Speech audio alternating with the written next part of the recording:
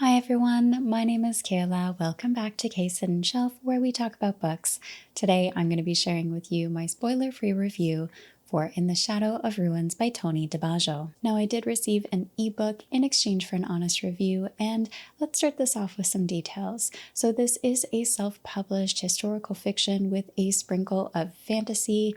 It is about 362 pages and the first book in the Fractured Kingdoms series. This was also a gripping debut by this author. It did take me a bit to get into the story, but once I did, I had a hard time putting it down as I became more invested. This story brings you into the struggle between two half-brothers, King Jide and Prince Olise, and their struggle for who will rule in Yoruba. Something that really captured my interest with this is that it is a retelling based on a Western African folklore, specifically ancient Nigeria, I believe, that the author grew up with. So being able to see a different culture and folklore presented from something that was very important, or at least seemed impactful from the author's childhood, was really interesting. Now, the prose was a little tricky for me to get into initially, but it was beautiful. It captures the tone and the culture beautifully within the story and immerses you in the world right away. This is a multiple point of view story as it follows King Jide, Prince Olise, and three of King Jide's sons, I believe.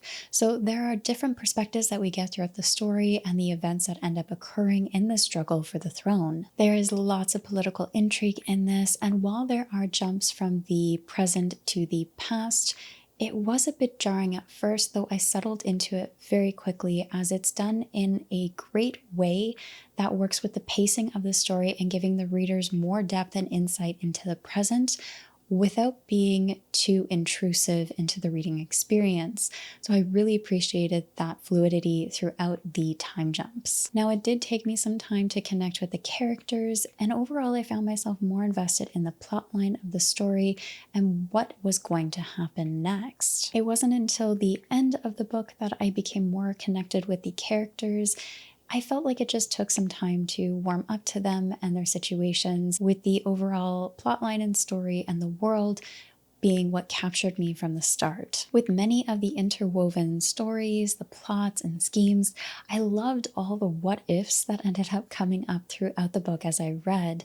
Also, King Jide and Prince Olise's personalities were quite distinct from one another, which impacted these scenarios and situations quite differently, and I really appreciated the distinction between the two, their values being different and dynamic. It just added depth to the conflicts as well. Of course, you need conflict in order to make this kind of story work, but I felt like it was done in a way that was genuine rather than for the sake of the plot line. There's also a lot of subtle detail put into the story which made the world feel richer, and I loved the attention to detail that the author put into everything here. Now, I will say the prose was a bit tricky for me to get into at first, though it fits the culture and the method of storytelling really well. It just took me some time to get into. That's just my own reading experience. It was just different, not bad, just different. It just took me some time to get settled into the prose and ended up reminding me a lot of The Grace of Kings by Ken Liu in that regard, as the same thing ended up happening for me with that one as well. It took me about 25% into the book before I started feeling comfortable and being able to enjoy the story more and get used to the prose a bit. It was overall still really enjoyable.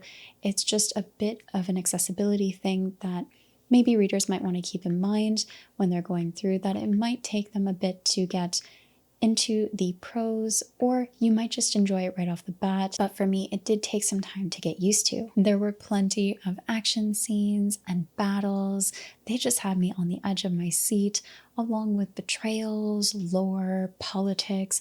All of it just immerses you in the traditions, culture, and the gods of West Africa. I did end up reading the ebook, but I also wanted to give the audiobook a try because of the difficulty I had with the prose. I wanted to see if the audiobook would help with that experience. And while it did a little bit, there was still some struggles that I had with the prose in the beginning, even with the audiobook. Now, this is just my own experience, like I said, But the audiobook overall was done really well. I really enjoyed the storytelling that took place. It worked really well in an audio format. So if you're not sure on the pros and you want to try the audiobook instead of the ebook, maybe give that a try, but definitely both were a great reading experience overall. This was a great debut and a book I'd recommend for any historical fiction readers out there who enjoy a bit of fantasy mixed in. This was an immersive read, and I really hope if you give this a try that you enjoy it.